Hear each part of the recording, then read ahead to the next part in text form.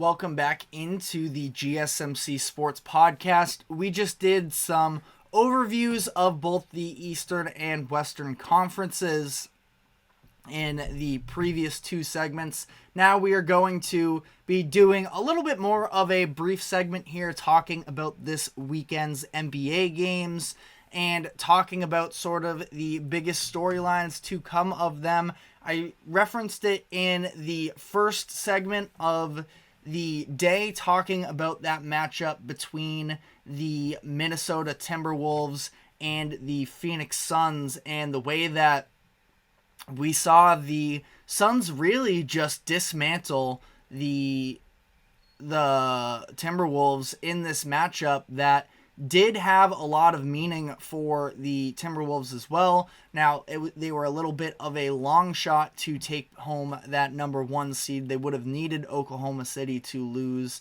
and I can't remember whether or not they had the tiebreaker over Denver. Not that it matters anyways now, but again, I know that Phoenix had some level of desperation that the Wolves couldn't have manufactured themselves, but this was still a little bit alarming, especially taking into consideration the way that this season series has played out, where the Suns have won 3-0, have won pretty convincingly in all of these games, and the way that they were able to get to Anthony Edwards once again in a way that we really haven't seen many teams be able to do so in this season, where, again, for a 26 point per game scorer in Anthony Edwards, he's averaging just 14.3 points per game in these matchups against Phoenix. He actually raised his field goal percentage by going 3 of 7 yesterday,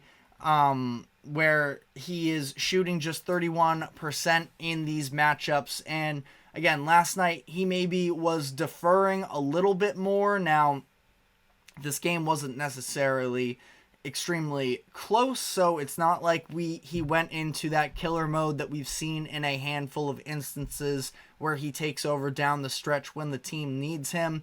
Felt like they sort of mailed it in a little bit in the second half, which can be reflected by some of the minutes that these players played. I know that early on in the game they were maybe trying to establish Karl Anthony Towns a little bit more going forward.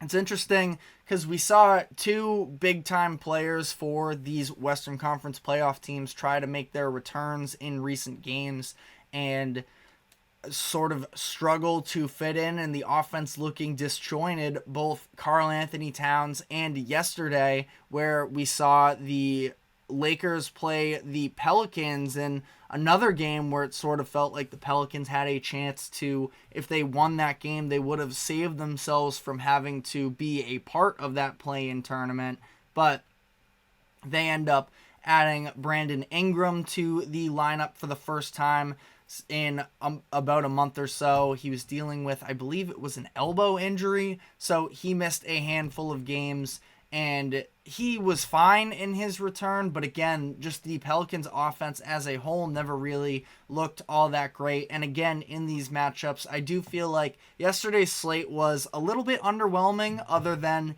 the Knicks and Bulls game was tremendous, but I felt like for a lot of these teams, they understood the playoffs are right on the other side of that stretch, and they didn't want to necessarily overexert themselves in these instances. So not a ton of fight from the Pelicans. That is a little bit concerning with them. Now, we'll see, because these two teams in the Lakers and Pelicans are going to match up in the play-in tournament tomorrow night. So should be interesting to see whether or not New Orleans comes back with some other level of intensity. But a pretty sloppy game from them in this instance. Struggled with turnovers, and it was just not super encouraging. Zion Williamson really struggled in this one, and this was coming off of a game against the Warriors where it was a really convincing, very entertaining win for them.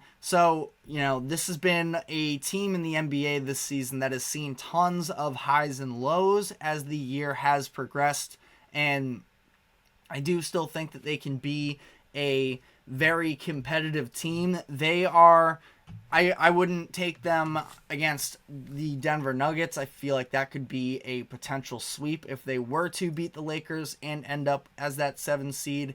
But for as much as everybody's talking about LA as that 8 seed and how it could be a potential upset against the Thunder, I do think that the Pelicans could also be a team that could really hang with Oklahoma City. And again, I do like OKC, and I almost feel guilty that so many people are sort of looking past this 57-win team that was very fun this season, but at the same time, they are just still so young. Their average age is something like 22 years old, and I just feel like there is a real vulnerability there. We'll see how that plays out.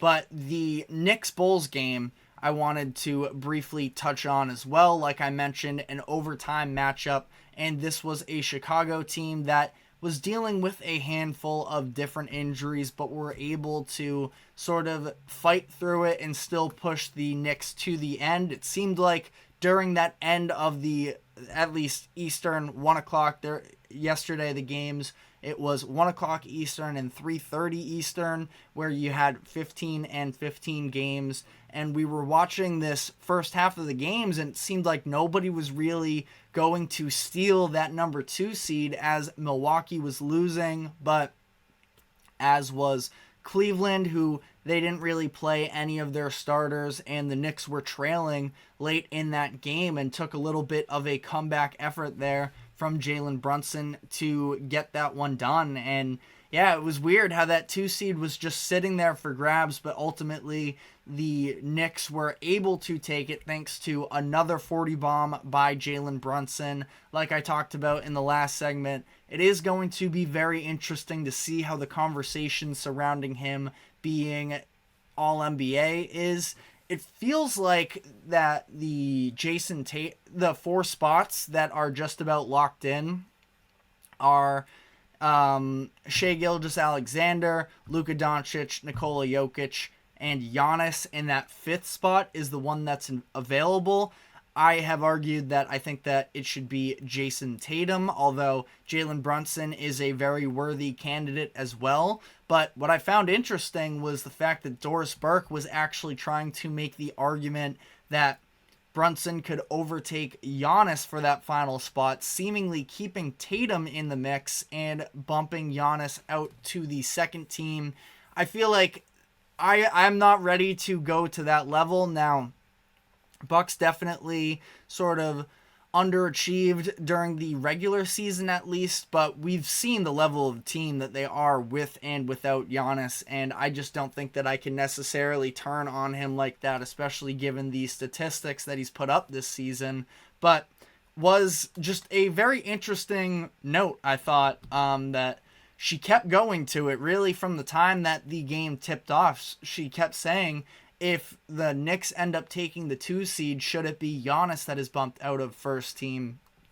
Very interesting discussion there. But like I said, it was Brunson who just, it seems like in all of these fourth quarters, is able to take over for the Knicks and lead them to a very solid 50-win season. First time they've won 50 games in a year in a handful of seasons. I don't have the exact numbers in front of me, but the way that he's also able to just play this team-centric, I know it's a lot of him creating himself, but he does so in a system that really benefits, and I'm not ready to have the whole discussion right now necessarily of how the fit is alongside of Julius Randle, although I do think that that will be a discussion when the offseason comes along, because it seems like the Knicks offense just flows so well right now. They have Dante DiVincenzo out on the wing, who has really emerged as a massive three-point threat for them. Josh Hart, maybe not quite as much as the three-point shooter, but plays incredibly solid defense, is a massive rebounder for them, and just makes all of the right plays, the backdoor cuts, the smart passes, the hockey assists, all of that. And in terms of catch and shoot, OG Anunoby is one of the best catch and shoot wings in the league, along with playing the elite defense that he does. I just feel like this Knicks team is really shaping into itself, and it is encouraging to see.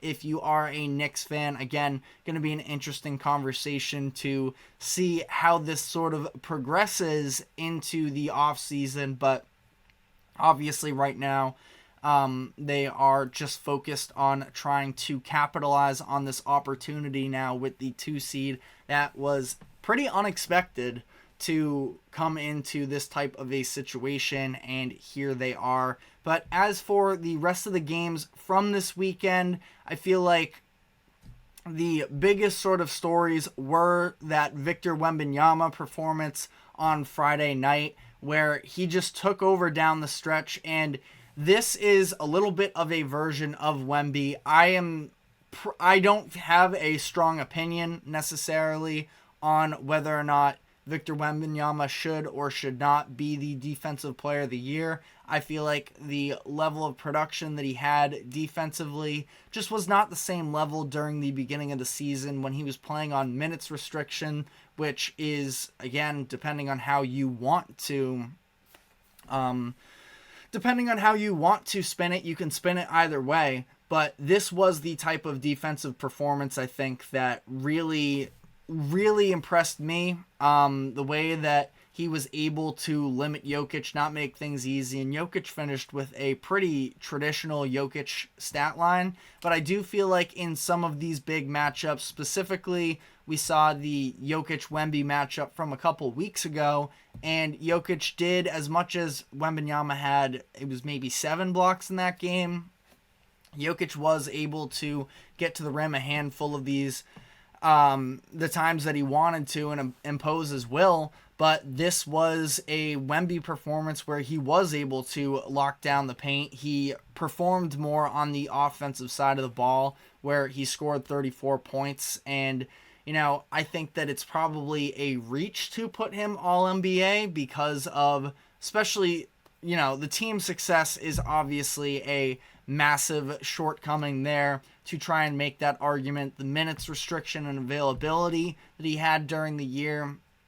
But, a lot of the clutch stats with Wemby also have not been great. But in this game, it was him flashing his potential and being able to take over in big moments. And I think that, he gave a quote over the weekend that he said he is at about 15% of where he thinks he'll be from where he started his rookie season to what he expects his prime to be.